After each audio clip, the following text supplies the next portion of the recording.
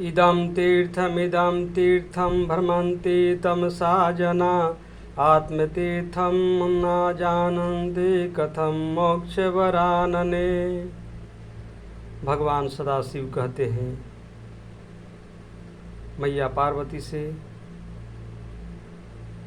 कि तामस लोग, तमसा जना अर्थात तामस लोग जो है तीर्थों में भ्रमण करते हैं, भिन्न भिन्न तीर्थों में जाते हैं, परंतु आत्मरूपी तीर्थ को नहीं जानते हैं। उनके भीतर जो आत्मा है वह ब्रह्म है, उनको छोड़ करके बाहर में ढूंढते हैं। परमात्मा तो सबके भीतर है, उनके आत्मा में है, उनके भीतर ही है। तो परमात्मा को अपने हृदय में ढूंढने चाहिए, अपने मन के भीतर ढूंढना चाहिए। परमात्मा बाहर की चीज़ नहीं है, वो तो हमारे अंदर की चीज़ है। तो इसी विषय को लेकर के भगवान योगेश्वर भगवान श्री कृष्ण क्या कहते हैं, श्रीमद् भागवत गीता के 6ठा अध्याय में वर्णन करते हैं योग विद्या से संबंधित। संयोगो योगो इत्युक्ता जीवात्मा परमात्मा। योग के द्वारा जीव जो है परमात्मा को प्राप्त कर सकता है। तो उन्होंने कहा कि जमीन ऊंचा होना नीचा, प्रकृति के कुचालक आसन बिछा करके उस पर जो है बद्ध पद्मासन में बैठे या सिद्धासन में बैठे, और जिस मुद्रा में सदाशिव साधना कर रहे हैं उसी मुद्रा में बैठनी चाहिए। बायां हाथ नीचे और दाहिना हाथ ऊपर, हथेली होनी चाहिए। गर्दन को सीधा रखते हुए और मेरुदंड को सीधा रखते हुए अपने नासिका के अग्रभाग अर्थात दोनों भौहों के बीच में ध्यान करना चाहिए, क्योंकि दोनों भौहों के बीच में ही जो है चित्त है। उसी चित्त में मनुष्य के जन्मों जन्मांतर के अच्छे बुरे कर्मों के संस्कार के बीज छिपे रहते हैं। यदि चित्त में अच्छे संस्कार के बीज हैं तो मनुष्य का मन जो है जड़ से सूक्ष्म की ओर यात्रा करता है, जिसे प्रतिसंचर गति कहते हैं, जिसे पॉजिटिव माइक्रोवाइटा कहते हैं। और यदि चित्त में बुरे कर्मों के संस्कार के बीज छिपे हैं तो हमारी चित्त की जो वृत्तियाँ है, जो स्फुरनाएँ हैं, वह जो है सूक्ष्म से जड़ की ओर यात्रा करती है, अर्थात हमें देवत्व से पशुत्व की ओर ले जाती है।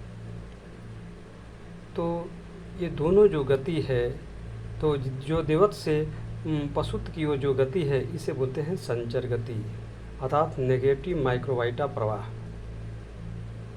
नकारात्मक शक्ति। तो हमें नकारात्मक दिशा की ओर प्रवाहित नहीं होना है, हमारे मन को प्रवाहित किधर करना है, प्रतिसंचर दिशा में, अर्थात जड़ से सूक्ष्म की ओर, ऊपर की ओर हमें प्रवाहित करना है। तो भगवान कहते हैं कि मन को स्थिर करने की यही एकमात्र तरीका है साधना। इसलिए मनुष्य को साधना ही करनी चाहिए। ये साधना विज्ञान जो है मनुष्य को जान लेनी चाहिए। मेरे ही जैसा, जो व्यक्ति साधना मेरे ही जैसे करते हैं उनका जो चित्त में अच्छे बुरे संस्कारों के जो बीज हैं वह दग्ध हो जाते हैं। दग्ध का मतलब होता है जल जाना, जल करके भस्म हो जाना। तो चित्त में पाप का भी बीज जीरो और पुण्य का भी बीज जीरो, अर्थात अच्छे भी संस्कार के बीज जीरो और बुरे संस्कार के भी बीज जीरो। तो दोनों जो है जीरो हो जाने का मतलब होता है जो दग्ध हो जाता है, सब बीज दग्ध हो गया। तो जब बीज ही दग्ध हो गया, जल गया, तो बीज रहेगा तभी ना अंकुरन होगा। यदि बीज नहीं रहेगा तो अंकुरन कैसे होगा। तो बीज दग्ध हो जाने से होता क्या है कि आत्मा स्वतंत्र होकर के परमात्मा में मिल जाती है, अर्थात मन के चित्त के वृत्तियों के जीरो होने से मन की तरंगें शांत हो जाती है और एक ऐसी स्थिति आ जाती है कि हमारे चित्त में जो संस्कार सब जल करके भस्म हो गए और न पाप का ही संस्कार रहा न पुण्य का ही संस्कार रहा है। तो जीरो होते ही, संस्कार के शून्य होते ही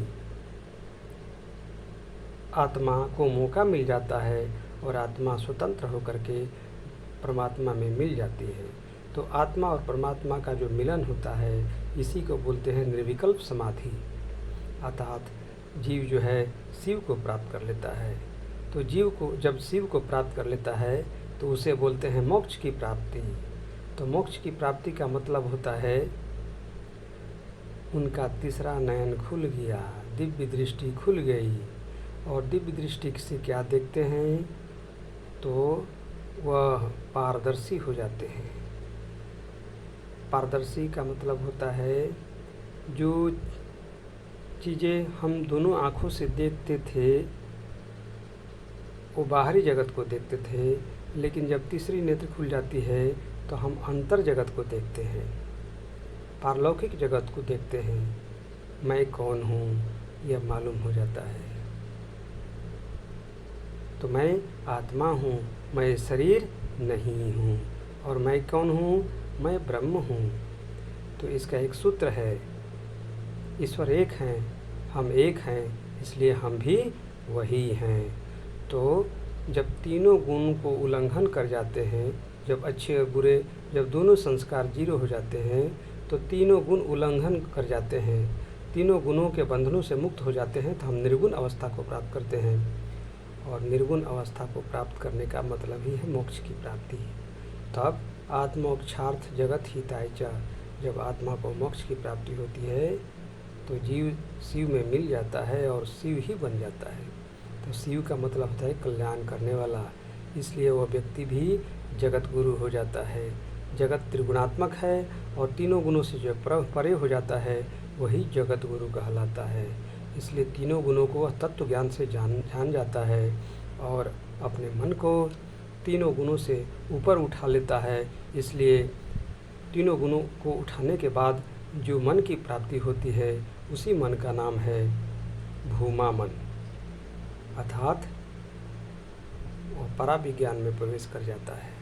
पराविज्ञान क्या है? रिसर्चर माइंड है।